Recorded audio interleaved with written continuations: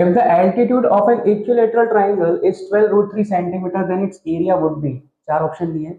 ये बताओ एल्टीट्यूड मतलब क्या, हाइट। तो हाइट ऑफ इक्विलेटरल ट्राइंगल जो होती है हमें पता है √3/2 इंटू साइड। साइड कुछ भी मान सकते हैं, ए मान ले 2a मान ले, ठीक है। √3/2 इंटू साइड, और मुझे हाइट गिवन दे के रखी, हाइट कितनी दी है 12√3 इज इक्वल्स टू, अगर मैं कंपेयर करूं √3/2 इंटू साइड, तो यहाँ से मेरी साइड निकल जाएगी किसकी, इक्विलेटरल ट्राइंगल की। √3 से √3 कैंसिल हो गया, तो यहाँ से साइड आ गई अपनी कितनी 24 सेंटीमीटर। क्लियर है। अब एरिया क्या होता है, area of equilateral triangle √3/4 into side का स्क्वायर, ठीक है।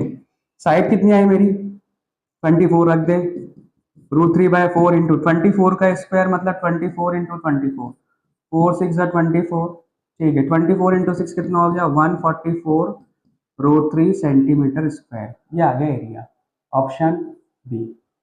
Next video.